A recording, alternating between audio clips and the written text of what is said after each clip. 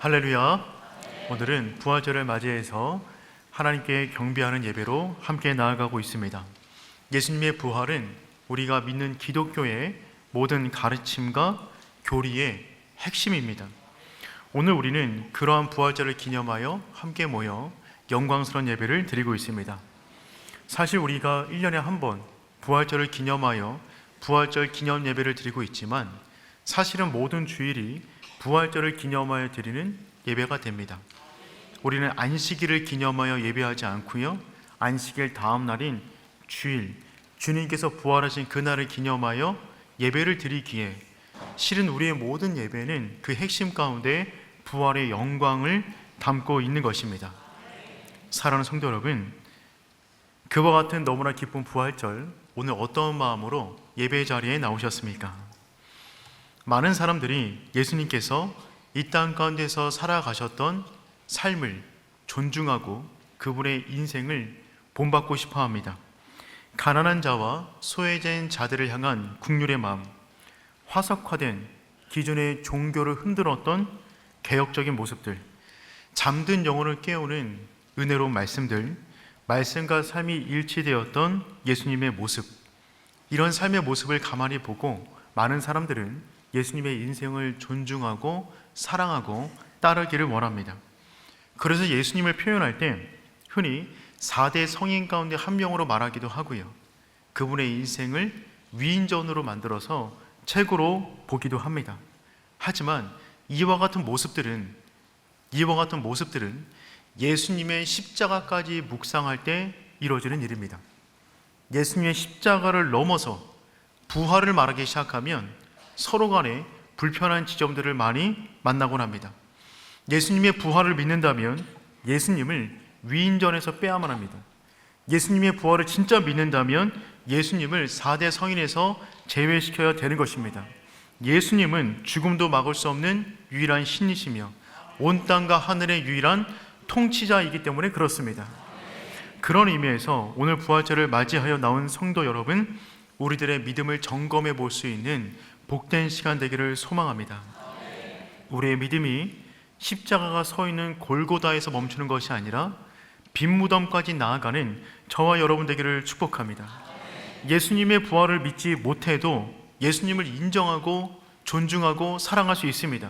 하지만 예수님의 부활을 믿는 사람은 그분을 경배합니다. 자기 십자가를 지고 부활의 영광에 다다를 때까지 그분을 따라가는 것입니다. 사방으로 우겨싸움을 당하여도 낭망하지 않고, 심지어 죽을 것 같은 그 순간에도, 심지어 목숨이 넘어가는 그 순간에도 소망을 놓지 않습니다.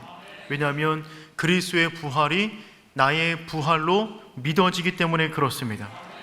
그러므로 부활에 대한 흔들림이 없는 믿음은 이 땅을 살아가는 우리의 삶을 흔들리지 않도록 붙잡아 줍니다.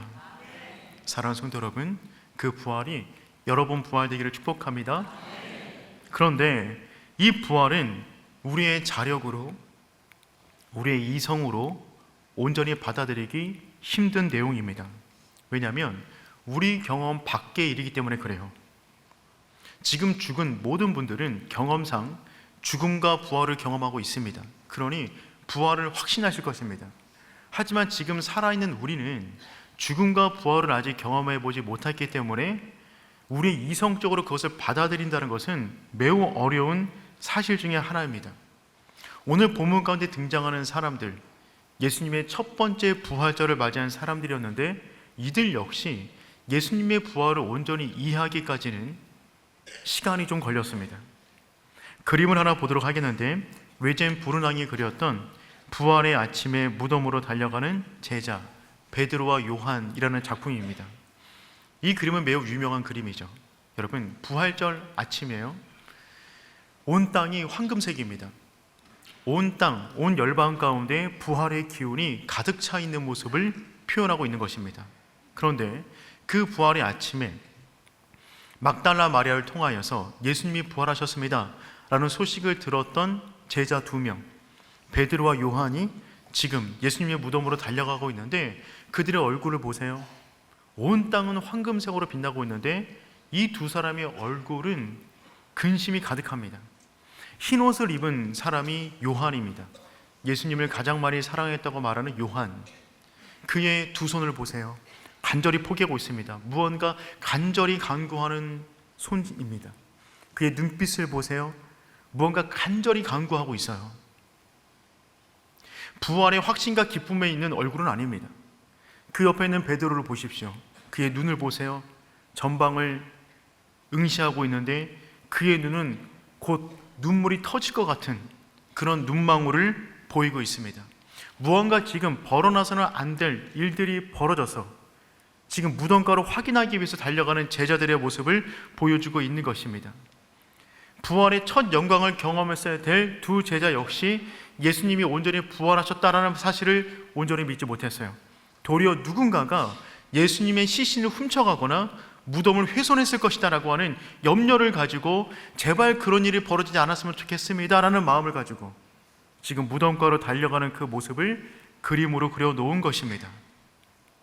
여러분, 그렇습니다. 부활은 우리의 지식과 우리의 경험으로 받아들이기 어려운 부분입니다. 첫 번째 부활절을 맞이했던 너무나 사랑하는 베드로와 요한 역시 그러했어요. 사랑하는 성도 여러분, 오늘 이 예배 시간에 성령께서 우리의 눈을 열어주시고 우리의 마음의 믿음을 열어주셔서 그 부활이, 주님의 부활이 실제로 다가오고 그 부활이 나의 부활로 믿어지는 은혜로운 시간 되기를 축복합니다. 오늘 우리가 이 마가복음에 있는 말씀을 중심으로 하여서 첫 번째 부활절을 맞이한 사람들이 어떻게 반응했는가, 그 부분을 함께 살펴보는 시간 가지려고 합니다. 우리 먼저 1절 말씀 함께 읽어보겠습니다. 안식일에 지나매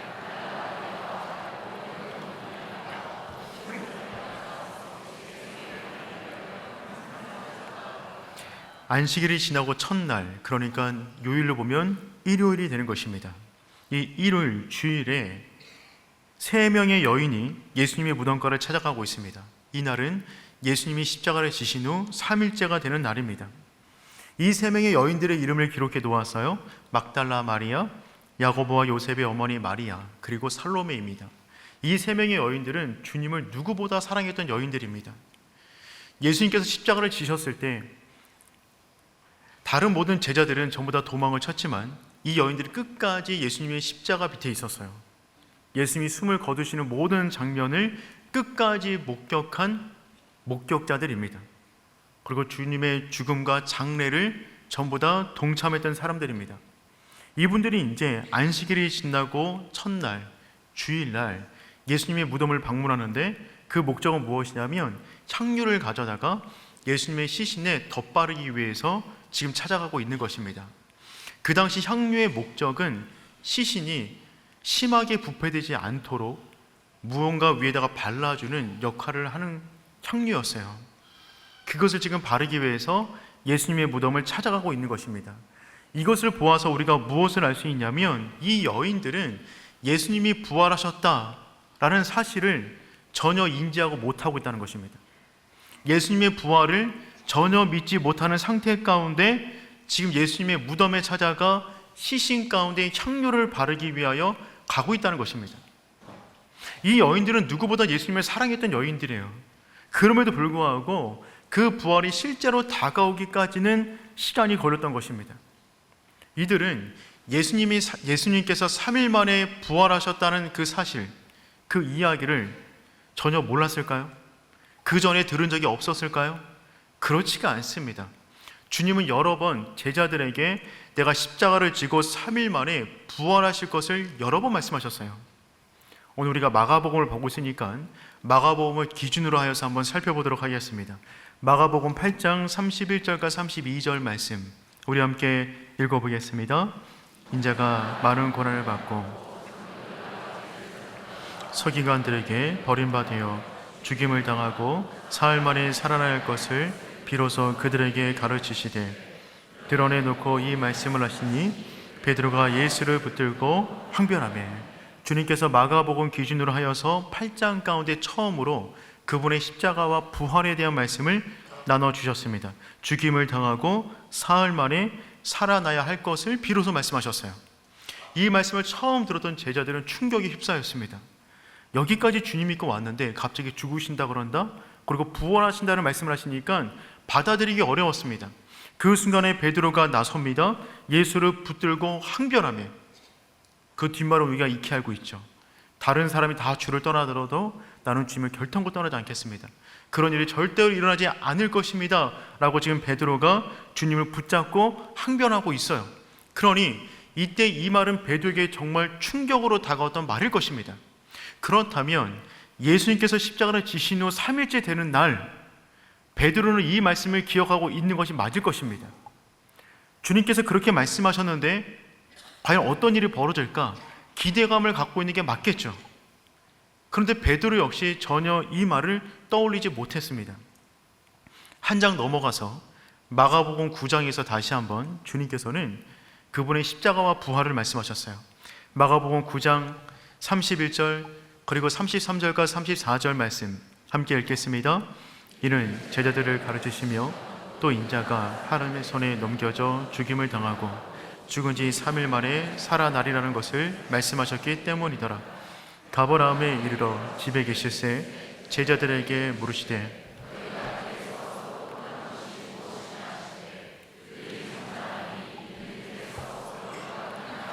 쟁론하였음이라. 마가복음 8장에서 처음 말씀하셨고 이어서 마가복음 9장에서 또 한 번 말씀하십니다. 죽임을 당하고 죽은 지 3일 만에 살아나리라 말씀하셨어요. 이때는 베드로가 말리지도 않습니다. 그리고 제자들이 길 가운데 무언가 다투고 있었어요. 주님께서 궁금해서 집 안에 들어가서 물어보시는 것입니다. 근데 아까 길가에서 뭐 때문에 그렇게 다퉜냐, 쟁론했냐 라고 물어봤더니만 제자들이 뭐라고 그랬냐면 누가 더 크냐, 누가 더 크냐를 문제를 가지고 그들 가운데 다툼이 벌어졌다는 것입니다. 지금 주님께서 내가 십자가를 지고 부활할 거야 라는 말씀을 하시는 그 현장 가운데 제자들은 그 말을 이해하지도 못하고 그들 가운데 어떤 쟁론이 있었냐면 내가 예수님과 누가 더 가까우냐, 그래서 누가 더 크냐, 내가 제일 커 라고 하는 문제를 가지고 서로 다투고 있었다는 것입니다. 한 장을 넘어가 보면 마가복음 10장에서도 주님께서는 다시 한번 십자가와 부활을 말씀하셨어요. 마가복음 10장 34절 35절 말씀 읽어보겠습니다.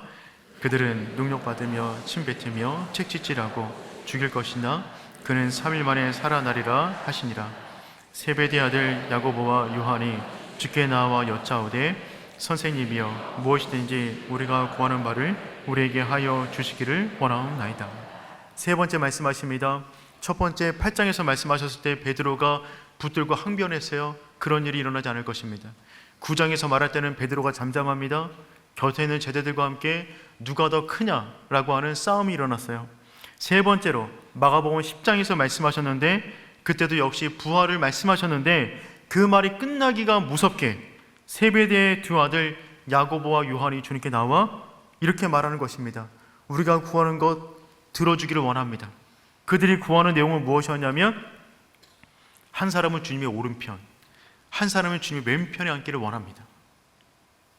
지금 주님께서 끊임없이 십자가와 부활에 대한 말씀을 해주고 있는데 이때 제자들은 이 말을 온전히 이해하지 못하고 온전히 받아들이지 못하고 그들은 뭐 하고 있냐면 붙잡고 항변하든지 길가에서 오면서 누가 더 크냐라고 말하든지 아니면 주님께 로비를 하여 주님께서 영광의 나라에 이를 때에 내가 오른쪽, 동생은 왼쪽에 앉기를 원합니다 라고 하는 이야기를 지금 하고 있다는 것입니다.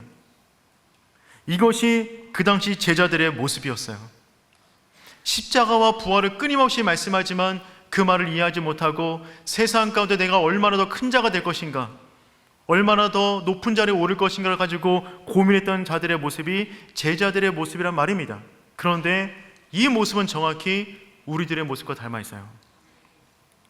성경의 모든 내용이 주님의 십자가와 부활을 전하고 있습니다. 복음서의 모든 내용이 십자가와 부활을 전하고 있어요.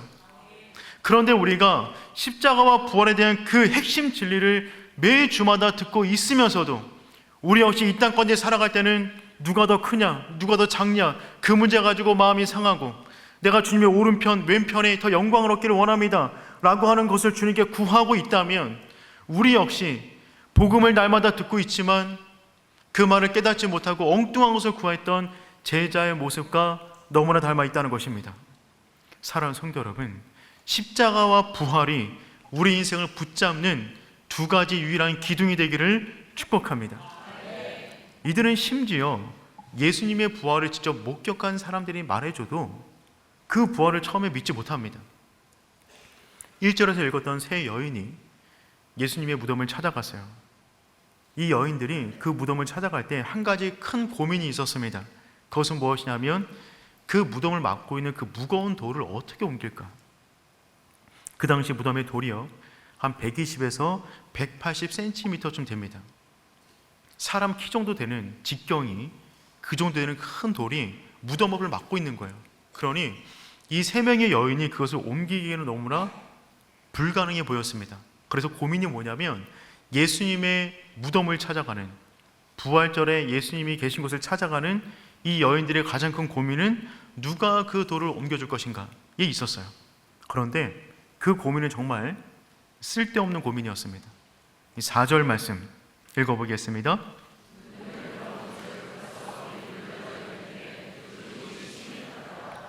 누가 그 돌을 굴려줄 수 있을까라는 고민을 가지고 예수님을 찾아갔는데 그 고민은 정말 쓸데없는 고민이었어요.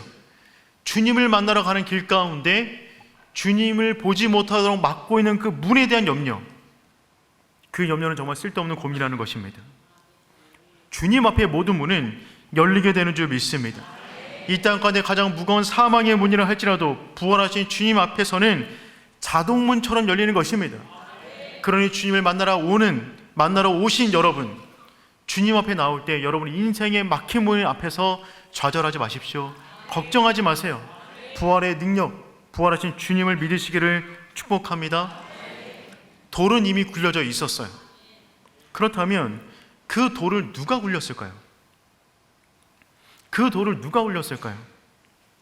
주님께서 무덤에 3일 동안 계시다가 일어나셨는데 문이 잠겨 있어요. 나가야 되는데 영차하고 돌문을 밀고 나오셨을까요? 주일학교 아이들은 그렇게 하는 아이들이 꽤 있더라고요. 근데 여러분, 주님은 그럴 필요가 없으세요. 제자들이 부활에 대한 소식을 듣고도 두려워서 집 안에 숨어 있었습니다. 모든 문을 잠그고 있었어요. 그때 주님께서 그들을 찾아가시는데 그 문을 통과하여 들어가십니다. 부활하신 주님을 막을 문이란 것 자체가 없는 거예요. 그러니 주님은 문을 열 필요가 없어요. 나가시면 되는 겁니다. 그렇다면 그 돌문은 누가 열어놓았을까요? 천사들이 열었습니다. 마태복음 28장 2절 말씀 우리 함께 읽겠습니다. 큰 지진이 나며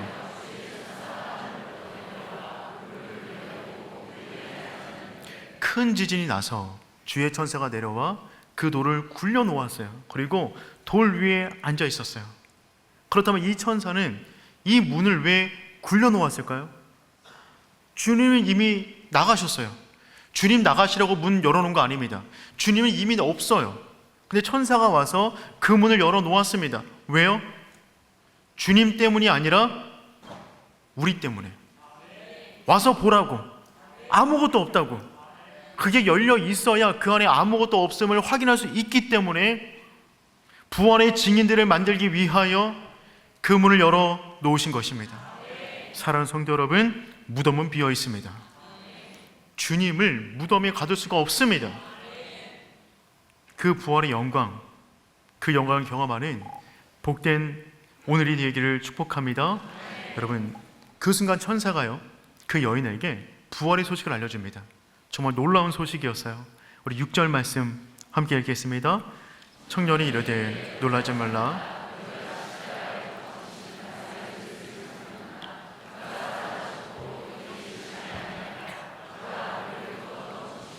아멘. 천사는 청년이라고 말하는 이 청년은 천사를 말하는 것입니다. 그 천사가 말을 합니다. 그가 살아나셨고, 그가 살아나셨다. 이 단어는 수동태로 되어 있어요. 하나님께서 살려내신 것입니다.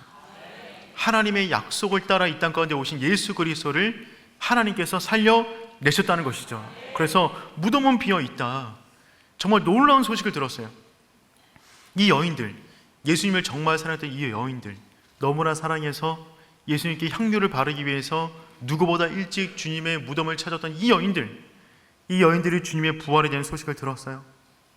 그러면 이 여인들은 어떻게 반응하는 것이 맞을까요? 여러분 같으면 어떻게 반응하시겠어요? 정말 살아나셨군요. 말씀하신 그대로 정말 살아나셨군요. 그래야 되는데 너무 무서워서 도망칩니다. 8절 말씀 읽어보겠습니다. 여자들이 몹시 놀라 떨며 나와 무덤에서 도망하고 무서워하여 아무에게도 말도 못하더라. 도망쳐버립니다. 너무 무서웠어요. 아무에게도 말하지 못하고 떨고 있는 것입니다. 이들은 주님을 진짜 사랑했지만 주님의 부활을 나의 부활로 받아들이기까지 시간이 필요했어요. 처음 부활의 소식을 들은 사람들의 반응은 두려워 도망치는 것이었습니다. 두 번째 반응은 무엇이냐면 막달라 마리아가 그 현장 가운데 앉아 있다가 부활하신 주님을 직접 만나게 됩니다. 이때는 천사가 아니라 직접 만났어요. 9절 말씀 읽어보겠습니다. 예수께서 전에 7 귀신을 쫓아내어 주신 막달라 마리아에게 먼저 보이시니, 막달라 마리아가 그 자리 가운데 엉엉 울고 있으니까 주님께서 찾아오셔서 그 막달라 마리아에게 자신을 보여주셨어요. 너무 반가웠어요. 너무 기뻤어요. 흥분한 막달라 마리아는 두려움에 떨고 있을 제자들을 찾아가서 내가 주님을 보았다, 부활한 주님을 내가 직접 보았다 라는 그 소식을 알려줍니다. 이때 제자들은 다음과 같이 반응합니다. 11절 말씀 읽어보겠습니다. 그들은 예수께서 살아나셨다는 것과 듣고도 믿지 아니하니라. 듣고도 믿지 아니하니라. 주의 제자들에게 전해 주었는데 듣고도 믿지 아니하였어요. 동일한 이 사건을 기록하고 있는 누가복음 24장 11절 말씀에서는 이처럼 기록하고 있습니다. 함께 읽겠습니다. 사도들은 그들의 말이 허탄한 듯이 들려 믿지 아니하나. 허탄하다, 이 말은 무슨 말이냐면 터무니없는 말이다, 헛소리다, 정신 나간 말이다 라는 의미를 갖고 있어요. 막달라 마리아가 너가 주님을 너무 사랑한 나머지 정신이 나갔구나, 헛소리를 하고 있구나, 정신 차려, 지금 이야기를 하고 있는 것입니다. 그렇게 막달라 마리아를 사람들이 뭐라고 막 하는 그 순간에 베드로와 요한이 문을 박차고 나간 거예요. 그 무덤을 확인하기 위하여. 누군가 무덤을 훼손해 놓아서 지금 막달라 마리아가 정신이 나갔구나 라고 염려가 있었기 때문에 달려가는 것입니다. 그 그림이 우리가 조금 전에 보았던 그 작품의 모습인 거예요. 그러니 예수님의 제자들, 그 모든 사람들은 예수님에 대한 부활의 소식을 그 전에도 들었지만 이해하지 못했고, 그 이후에 부활의 소식을 들어도 전혀 이해하지 못하고 있는 것입니다. 그 가운데, 그 방에 있던 제자 가운데 두 사람이 엠마오로 내려갑니다. 내려가는 길 가운데 부활하신 주님이 그들을 찾아가셨어요. 말씀으로 깨닫게 하셨어요. 부활하신 주님을 보여주셨어요. 그러자 그들이 깨닫고 가던 길을 돌이켜 남아있는 제자들에게 다가와 부활의 소식을 다시 한번 전합니다. 마가복음 16장 12절 13절 말씀 읽어보겠습니다. 그 후에 시골로 갈 때에 예수께서 다른 모양으로 그들에게 나타나신 두 사람이 가서 남은 제자들에게 알렸을 때 역시 믿지 아니하니라. 엠마오로 가는 두 제자가 주님을 만나 다시 돌아가 남아있는 제자들에게 다시 한번 부활의 소식을 말았는데 그들 역시 믿지 아니하니라. 사랑하는 성도 여러분, 여기 주님을 만나 두려움에 떨고 있는 사람, 믿지 않는 사람, 이 사람 전부가 예수님과 함께 공생애를 보냈던 사람들입니다. 예수님을 누구보다 사랑하는 사람들이었어요. 하지만 자신들의 이해력과 자력으로 그 부활을 받아들일 수가 없었어요. 사랑하는 성도 여러분, 부활절 예배를 기념하여 예배드리는 이 순간에 우리 역시 혹시 이 부활을 온전히 믿지 못하는 분이 계시다면 이 시간 성령께서 우리의 마음을 열어주시사 그 부활이 실제로 다가오기를 축복합니다. 이들은 그 이후에 성령께서 그들 가운데 임재해 주시고 부활하신 주님께서 그들을 만나 주셔서 그들 가운데 부활의 확신이 들어가게 되었어요. 그리고 그들은 완전히 변화되었습니다. 이전에 이들은 헛소리 하지 말라고 그랬어요. 헛소리하지 말라고 입을 막았어요. 그런 그들이 변화되어 부활하신 주님을 증거하다가 모두가 순교를 당합니다. 헛소리하지 말라고 말했던 그들이 전부가 다 부활의 증인이 되어 그 복음을 전하다가 죽었다면 그것은 정말 실제인 것입니다. 너무나 강력한 사건이 되었던 것이죠. 그 이후에 베드로는 완전히 달라졌어요. 왜 아니겠습니까? 부활하신 주님을 만났어요. 부활하신 주님을 만난 사람이 어떻게 어제와 같은 모습으로 살아갈 수가 있단 말입니까? 내 인생 가운데 정말 놀라운 사건을 경험했는데, 그래서 베드로는 살아가는 모든 날 동안에 이제는 부활하신 예수 그리스도만 증거합니다. 성전에 기도하러 가다가 미문 앞에 나면서부터 지체장애를 앓고 있었던 한 사람을 고쳐주었습니다. 예수의 이름으로 고쳐주었어요.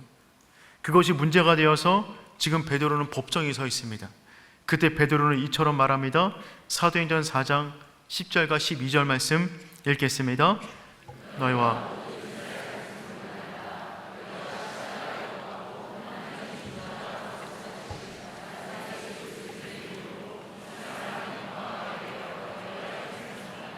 다른 이로서는 구원을 받을 수 없나니 천하 사람 중에 구원을 받을 만한 다른 이름을 우리에게 주신 일이 없음이라 하였더라. 아멘. 지금 이 법정은 사내들인 법정입니다. 이 법정에서 며칠 전에 예수 그리스도가 십자가형을 받으셨어요. 그런데 지금 베드로가 그 현장에 서서 말을 하고 있는 것입니다.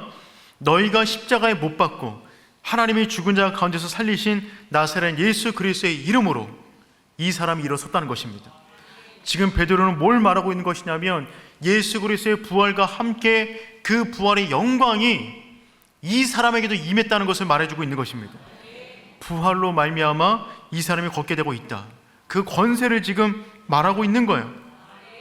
사내들인 사람들이 너무나 황당했어요. 너무 당황스러웠어요. 아무리 협박해도 베드로가 뜻을 굳히지 않는 것입니다. 채찍으로 때립니다. 능력을 보입니다. 그리고 내쫓아 버립니다. 그때 베드로가 이처럼 반응합니다. 사도행전 5장 41절 말씀 읽어보겠습니다. 사도들은 합당한 자로 여기심을 기뻐하면서 공의 앞을 떠나니라. 그들이 날마다 성전에 있든지 집에 있든지 예수는 그리스도라고 가르치기와 전도하기를 그치지 아니하니라. 아멘. 사도들은 그 이름을 위하여, 부활하신 예수 그리스도 그 이름을 위하여 능력받는 일에 합당한 자로 여기심을 기뻐하면서 공의 앞을 나갑니다. 그리고 나가자마자 또 부활하신 예수 그리스도를 증거하기 시작해요. 왜 아니겠습니까? 이것이 사실인데, 이것이 진리인데, 그들이 경험했는데 그분을 전할 수밖에 없었던 것입니다. 저는 사랑하는 오륜교회 성도님들이 정말 베드로처럼 부활을 확신하기를 축복합니다. 부활을 실체로 경험하는 것입니다. 오늘은 특별히 오륜의 일꾼을 선택하는 피택 선거가 있는 날입니다. 저는 오늘 피택을 받는 모든 중직들이 그 이름을 위하여 기꺼이 능력을 받으며, 능력을 받을 때라도 내가 그 이름을 위하여 능력받는 자로 합당히 여기심을 인하여 기뻐할 수 있기를 축복합니다. 여러분, 주님의 부활을 확신하는 그 사람은 세상이 어떻게 할 수 없습니다. 세상이 우리를 위협하는 마지막이 죽음인데, 그 죽음마저도 극복한 믿음을 갖고 있는 사람들을 어떻게 흔들 수가 있단 말입니까? 그래서 부활을 경험한 사람들은 살아가는 모든 삶이 부활 중심으로 살아갈 수밖에 없어요. 그분의 모든 생각, 모든 판단, 모든 선택, 인생의 마지막 마무리, 그 모든 것이 부활 중심으로 갈 수밖에 없는 것이죠. 그렇다면 베드로는 어떻게 이처럼 갑작스러운 변화를 맞이할 수 있었을까요? 아무리 말해도 헛소리라며 그 말하는 말을 막았던 제자들, 그들은 어떻게 부활의 증인으로 이렇게 갑자기 변화될 수 있었을까요? 주님께서 그들을 만나주시고 주님께서 그들 가운데 믿음을 넣어주셨기 때문에 그렇습니다. 그래서 우리는 겸손하게 이 시간에 주님의 은혜를 구할 수밖에 없어요. 천사가 여인들에게 이렇게 말을 합니다. 마가복음 16장 7절 말씀 읽어보겠습니다. 베드로에게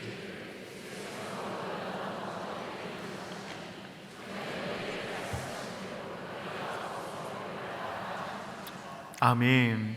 놀라고 있는 여인들에게 말을 하는 것입니다. 그의 제자들과 베드로에게 이르기를. 제자 안에 베드로가 들어가 있는데 베드로 이름을 한 번도 언급했습니다. 왜냐하면 3번이나 주님을 부인했기 때문에 그 마음이 너무 낭망해 있으니까 특별히 위로하기 위하여 제자들과 베드로에게 이르기를 말씀하시는 거예요. 그리고 말씀하십니다. 예수께서 너희보다 먼저 갈릴리로 가시니 전에 너에게 말씀하신 대로 너희가 거기서 배우리라. 천사는 말합니다. 무덤으로 오지 마. 왜요? 와봐야 볼 거 없습니다. 무덤이 비었어요. 무덤에 올 필요 없어. 그러니 갈릴리로 가라. 주님께서 전에 말씀하지 않았는가? 내가 부활 이후에 갈릴리로 갈 것인데 거기서 만나자 라고 말씀하셨으니 그 말씀을 따라서 무덤으로 오지 말고 갈릴리로 오라는 것입니다. 주님께서는 십자가를 지시기 전에 이 말씀을 이미 해주셨어요. 마태복음 26장 31절에서 33절까지 말씀 우리 함께 읽어보겠습니다. 그때 예수께서 제자들에게 이르시되 오늘 밤에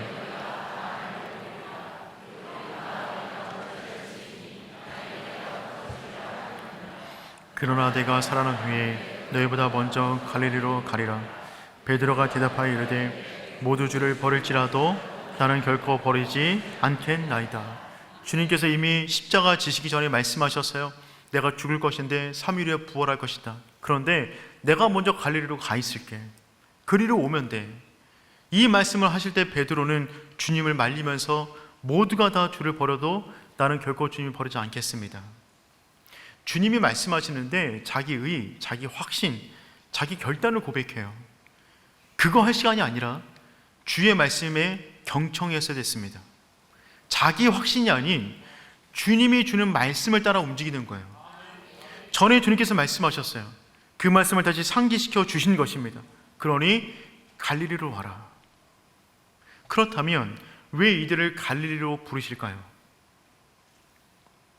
주님을 처음 만난 장소입니다.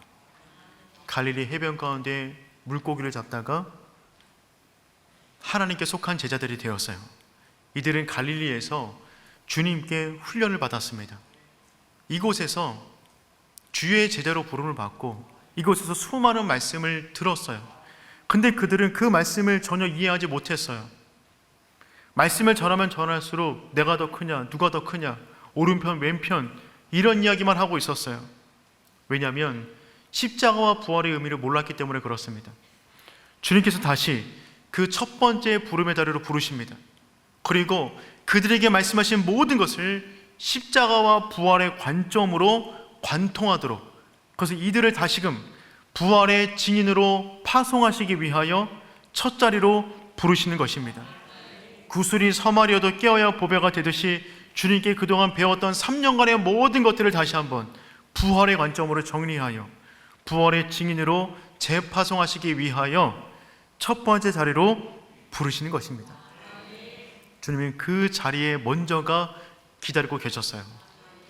사랑하는 성도 여러분, 주님께서 여러분보다 먼저 이곳에 오셔서 여러분을 기다리고 계셨습니다.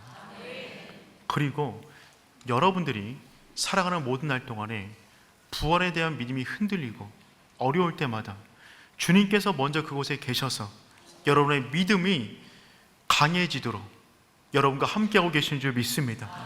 그러니 사랑하는 성도 여러분, 그 부활을 믿으시길 축복합니다.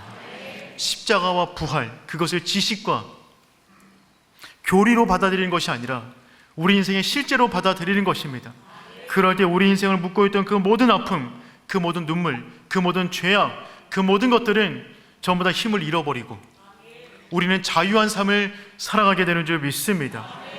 오늘 특별히 부활절을 맞이하여 다시 한번 그 부활의 영광과 믿음이 충만한 복된 날 되기를 축복합니다. 제가 한번 기도하겠습니다. 죽음을 이기시고 부활하신 주님을 찬양하고 경배합니다. 십자가로 죽음을 이기시고 부활하사 사망의 권세를 깨뜨리신 주님 사랑합니다. 부활의 아침 무덤을 찾은 여인들처럼 예배의 자리에 나온 오륜의 성도님들 모두가 부활하신 주님을 만나는 시간 되게 하여 주시옵소서. 갈릴리에 먼저 다가가 기다리시는 주님, 우리가 주님을 만나길 원합니다.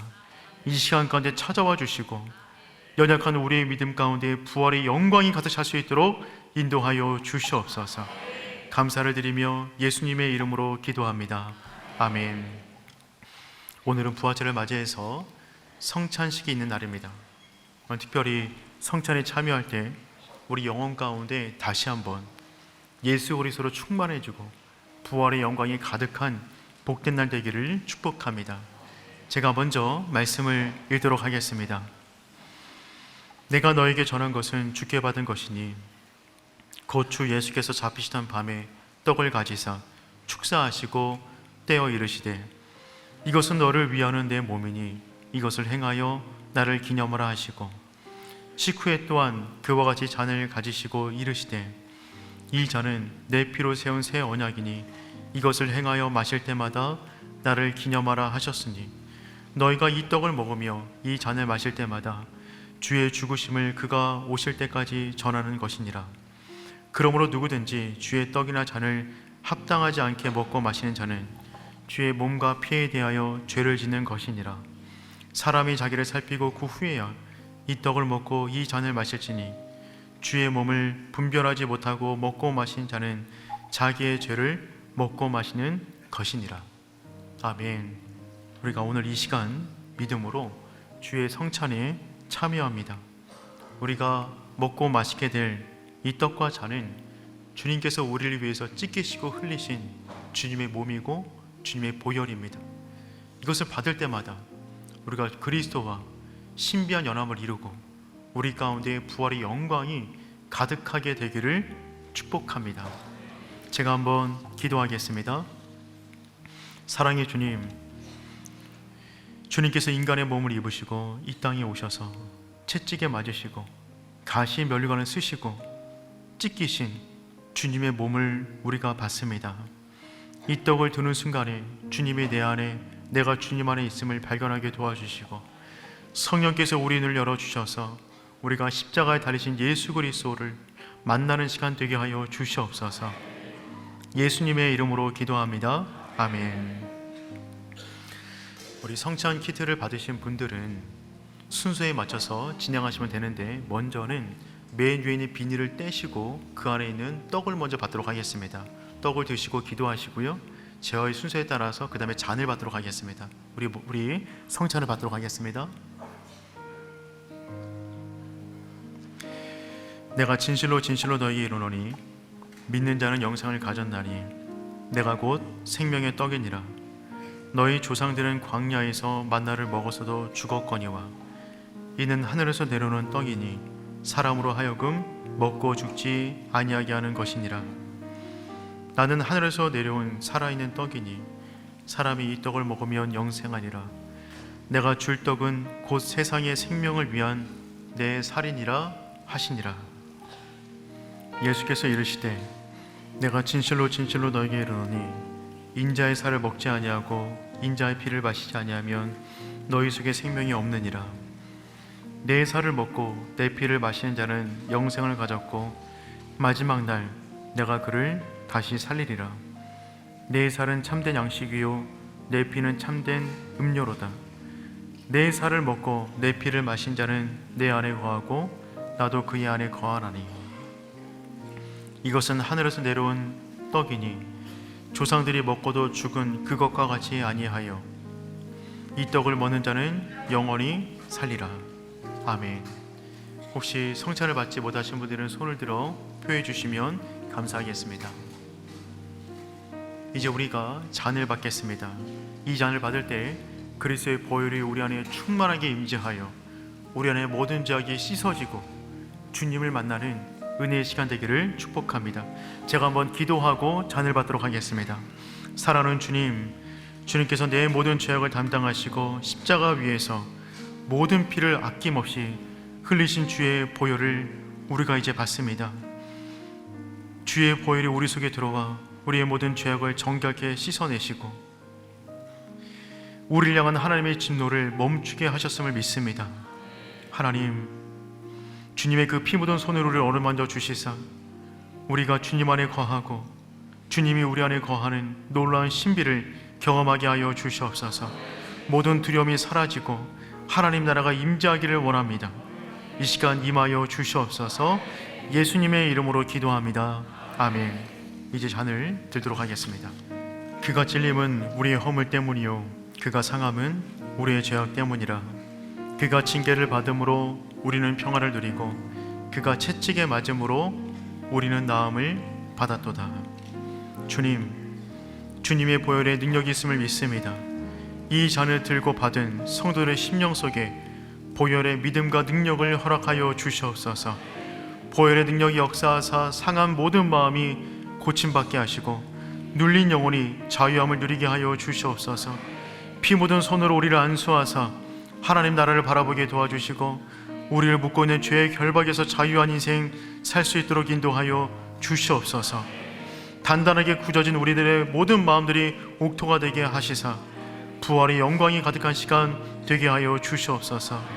예수님의 이름으로 기도합니다. 아멘. 이제는 사망 권세를 깨뜨리시고 부활하신 예수 그리스도의 은혜와 하나님 아버지의 다함이 없는 사랑하심과 성령님의 보호 인도하심의 은혜가 부활의 산소망을 가지고 날마다 승리하는 인생 살기를 다짐하는 주의 백성 머리 위에 이제로부터 영원까지 항상 함께 하시길 간절히 축원하옵나이다. 아멘.